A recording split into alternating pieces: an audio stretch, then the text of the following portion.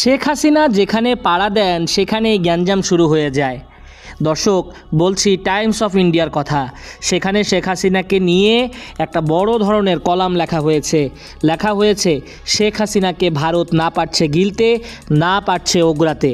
ঢাকায় শেখ হাসিনা সরকারের পতন ও তার দেশ ছাড়ার ঠিক দিন 15 আগের কথা।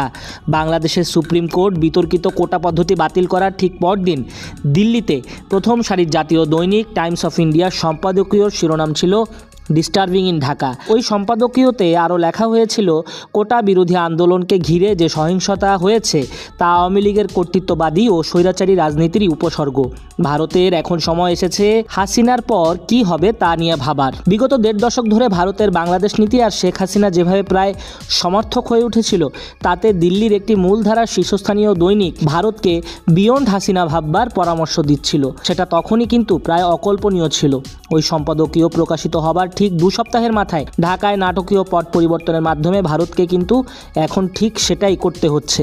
বলা যায় এক কথায়, হাসিনা পরবর্তী বাংলাদেশে ভারত কি কৌশল নিয়ে এগোবে দিল্লি সেটা ভাবতে হচ্ছে। শেখ হাসিনা চিরকাল ঢাকার ক্ষমতায় থাকবেন না এটা জানা থাকলেও সেই দিন যে এত তাড়াতাড়ি আসবে ভারত তা ভাবতে পারেনি, মোদি তা ভাবতে পারেনি। তারা বলছে আজকের বাংলাদেশ গণতন্ত্রের মৌলিক চেক বক্সগুলোতে টিক দিতেই ব্যর্থ হয়েছে, যেগুলো হলো একটি কার্যকরী বিরোধী পক্ষ, সুষ্ঠু অবাধ নির্বাচন এবং নিরপেক্ষ স্বাধীন বিচার বিভাগ। আওয়ামী লীগের বিরুদ্ধে ক্রমবর্ধমান জনরোষ ভারতের জন্য একটি নিরাপত্তাগত দ্বিধা বা সংকট তৈরি করেছে। আওয়ামী লীগ ক্ষমতা থেকে অপসারিত হয়েছে, তার জায়গায় একটি পাকিস্তান সমর্থিত সরকার হবে। ভারত আর যাই হোক এটা কোনো মতেই চাইবে না। ফলে তাদের এখনই দিশা পাল্টাতে হবে। নিজেদের স্ট্র্যাটেজিক স্বার্থ রক্ষা করতেই বাংলাদেশের সমাজের প্রতিটা শ্রেণীর কাছেই তাদের রিচ আউট করতে হবে। ভারতে ক্ষমতার অলিন্দে শীর্ষ কর্মকর্তারা একান্ত আলোচনায় মেনে নিচ্ছেন এসব। তখন এসব সতর্কবার্তা অনেকটা ভবিষ্যৎবাণীর মতো শোনালেও এখন তা সত্যি। হাসিনা এখন ভারতে। কিভাবে হাসিনার বলয় থেকে তারা মুক্ত হবে সেই চিন্তাও ভারতকে করতে বলছে তাদের বিশ্লেষকরা।